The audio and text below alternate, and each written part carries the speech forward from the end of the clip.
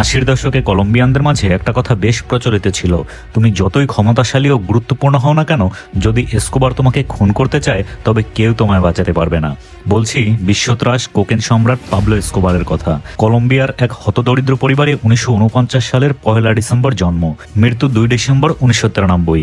এই স্বল্প দৈর্ঘ্যের জীবনে তিনি পৃথিবীর বুকে যে বিভৎস ইতিহাসের রচনা করেছে তা সাধারণ মানুষের কাছে এখনো এক দুঃস্বপ্ন। 70 থেকে 80-এর দশকে দক্ষিণ আমেরিকার মাদক ব্যবসার কথা তুললে অবধারিতভাবে চলে আসতো এসকোবারের নাম। কোকেন ব্যবসায় একচেটিয়া আধিপত্যের জন্য তাকে বলা হতো কিং অফ কোকেন। ভূষিত হয়েছিল drug lord, magician of Colombia, the গডফাদারের মতো নৃশংস সব নামে। প্রতিপক্ষের কাছে তার ভয়াবহতা ও নৃশংসতা ছিল কিংবদন্তি তুল্য। অনেকেই দাবি করেন তিনি ইতিহাসের সর্বোচ্চ ধনী মোস্ট ওয়ান্টেড ক্রিমিনাল। সক্ষমতার প্রমাণে এসকোবার নিজেই একবার বলেছিল, sometimes I am God, if I say a man dies he dies the same day. কতটা ক্ষমতার দাপট থাকলে একজন মানুষের মধ্যে এমন ধারণার জন্ম নিতে পারে। যাই হোক, আজকের ভিডিওর বিষয়বস্তু পাবলো এসকোবার না, দেখার চেষ্টা করব তার রেখে যাওয়া সাম্রাজ্য দ্য ডার্ক সিটি খ্যাত কলম্বিয়ার মেডেলিন শহরের বর্বরতা ও অপকর্ম। একটা মাত্র নাম, পাবলো এসকোবার, আর এই নামটাই গত 30 বছর ধরে ভুলে যেতে চাইছে দক্ষিণ আমেরিকার দেশ কলম্বিয়া। কোকেন, চাইল্ড সেক্স কিংবা হিউম্যান ট্রাফিকিং এর যে কোনো একটি নাম মুখে আসলে চলে আসবে এ সকল কিছুর শীর্ষে অবস্থান করা শহর মেডেলিনের নাম। তবে এ শহরের চিত্র কিন্তু কখনোই এমন ছিল না। যেদিন থেকে এসকোবার এ শহরে পা রেখেছে সেদিন থেকেই এ শহরের চিত্র বদলে গেছে। মেডেলিন শহরের নামের পূর্বে যোগ হয়েছে দ্য ডার্ক সিটি। গোটা মেডেলিন শহরটাই এসকোবারের তিলে তিলে গড়ে তোলা সাম্রাজ্য। এসকোবার গত হয়েছে বেশ কয়েক যুগ আগে। সকলের ধারণা ছিল এসকোবারের মৃত্যুর পর তার রেখে যাওয়া সাম্রাজ্যেরও পতন হবে, কিন্তু হয়েছে উল্টো। পাবলোর সময়ের নৈরাজ্য ও অরাজকতাকে ছাপিয়ে গোটা মেডেলিন হয়ে উঠেছে এক অন্ধকার জগতে। দিনের আলোয় ভরপুর মেডেলিন ট্যুরিস্টদের জন্য এক টুকরো স্বর্গ। কলম্বিয়ান অর্থনীতিতে ট্যুরিজম সেক্টরের আছে বড় অবদান। তাই বলাই বাহুল্য, যত অর্থ ন্যাচারাল ট্যুরিজম থেকে আসে তার কয়েক গুণ বেশি আসে সেক্স ট্যুরিজম থেকে। কারণ পৃথিবীর যে কয়েকটা দেশে পতিতাবৃত্তির বৈধতা আছে তার মধ্যে কলম্বিয়ার অবস্থান উপরের সারিতে।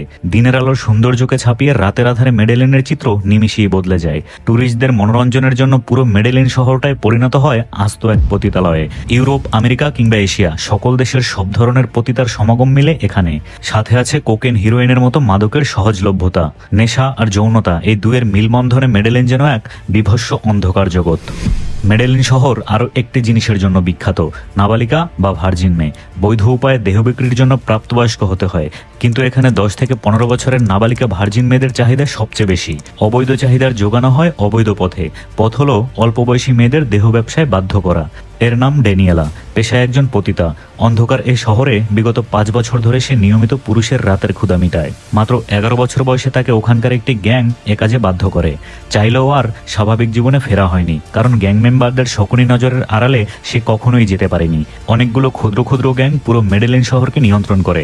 মাদক, যৌনতা আর এত চাকচিক্যতা দেখে মনে হতেই পারে এ শহরের মানুষের জীবনযাত্রা অনেক উন্নত, কিন্তু আপনার সে ধারণা ভুল। দিন শেষে পকেট ভারী হয় শুধু ওই গ্যাং গোষ্ঠীর, বাকিদের জীবন থেকে যায় দারিদ্র সীমার নিচে। যে মেয়ের বয়স যত কম, গায়কের কাছে তার মূল্য তত বেশি। এত অল্প বয়সী মেয়েদের কোথায় পায় গ্যাংগুলো? সহজ সমাধান হচ্ছে সেখানকার গরিব নিরীহ মেয়েদের জোর করে দেহ ব্যবসায় বাধ্য করা। এই লোকের মেয়ের বয়স মাত্র 11 বছর, তবে এখনই গ্যাং মেম্বারদের কুনজর পড়েছে মেয়েটির উপর। এখন গ্যাং মেম্বারদের ভয়ে 4 দেয়ালের মধ্যেই বন্দি জীবন কাটে ছোট্ট এই মেয়েটির মাকে হুমকিও দেওয়া হচ্ছে প্রতিনিয়ত। হয় তাকে হত্যা করে মেয়েকে নিবে, নয়তো কিছু অর্থের বিনিময়ে, কিন্তু তারা নিবেই। চিত্রটা ঠিক এমন, এখানে জন্ম নেওয়া প্রতিটি শিশু গ্যাংগুলিরই সম্পত্তি। পরিবার শুধু খাইয়ে পড়িয়ে কিছুদিন বড় করবে। সেখানে জন্ম নেওয়া প্রায় প্রতিটি শিশুর ভাগ্য প্রায় আগে থেকেই নির্ধারণ করা। ছেলে হলে মাদক ব্যবসায়ী আর মেয়ে হলে দেহ ব্যবসায়ী। গ্যাং মেম্বাররা যেসব মেয়েদের টার্গেট করে তাদের তারা ক্যান্ডিডেট বলে সম্বোধন করে। বলতে গেলে শহরের প্রায় প্রতিটি ঘরেই তাদের ক্যান্ডিডেট রয়েছে। এসব গ্যাং এতটা ক্ষমতার অধিকারী যে স্থানীয় প্রশাসন তাদের কাছে তাদেরই নিরাপত্তা প্রহরী হিসেবে কাজ করে। তাই সেখানকার স্থানীয় মেয়েদের প্রকাশ্যে চলাফেরা করাটা স্বপ্নের মতো। সাহস করে রাস্তায় বের হলেও পথ আটকে দাঁড়ায় গ্যাং মেম্বাররা। দেয়া শুরু করে দেহ ব্যবসার অফার। ইচ্ছায় কিংবা অনিচ্ছায় মোবাইল নাম্বার থেকে ঘরের ঠিকানা সবকিছু হাতিয়ে নেয়। না দিয়ে প্রতিবাদ করলে ভারী অস্ত্রের মুখে ভয়ভীতি দেখানো, এমনকি করা হয় হত্যাও। একবার নাম্বার ঠিকানা পাওয়া হয়ে গেলে সদ্য কৈশোরে পা দেওয়া এসব মেয়েদের দেখানো হয় অর্থের লোভ। চেষ্টা করা হয় সাক্ষ্যতা তৈরির। সময়ের সঙ্গে সঙ্গে তাকে দেয়া হয় কুমারিত্ব বিক্রির প্রস্তাব। মেয়েটি স্বেচ্ছায় মেনে নিলে তো ভালো, না হলে তার পরিণতি হয় বিভৎস। সেখানে একজন কুমারী বা নাবালিকা মেয়ের দাম কয়েক হাজার ডলার, যা প্রাপ্তবয়স্ক বা নন ভার্জিন মেয়েদের তুলনায় কয়েকশো গুণ বেশি। আর কুমারী মেয়েদের প্রস্তাব দেওয়া হয় এক রাতের জন্য কুমারিত্ব বিক্রির।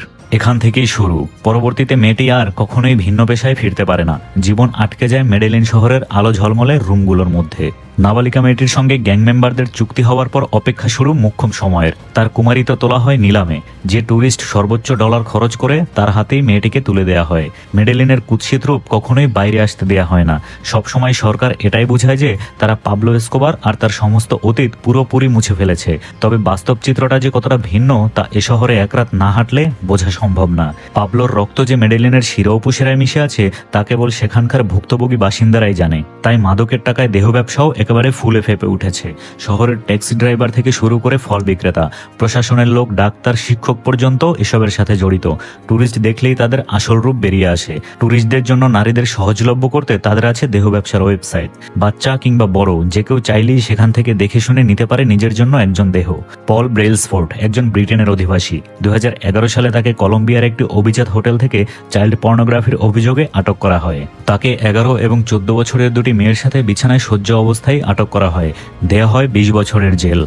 পলের কাছে নির্যাতিত হওয়া মেয়েটির নাম নাওমি। পলের সাথে তার প্রথম দেখা বিচে। এরপর বিভিন্ন কৌশল অবলম্বন করে পল তাকে রাজি করায় কুমারিত্ব বিসর্জন দিতে। এরপরেই মেয়েটির উপর চালানো হয় মাসের পর মাস অমানবিক যৌন নির্যাতন। সাজা হওয়ার পরেই পশুরূপী পলের মধ্যে বিন্দু পরিমাণ অপরাধবোধ ছিল না। এমন সমাজে মেয়ে হয়ে জন্মানোটাই মারাত্মক অপরাধে পরিণত হয়েছে। প্রত্যেকটি মায়ের একটাই চিন্তা, পরদিন উঠে তার ছোট্ট মেয়েটিকে দেখতে পাবেন তো।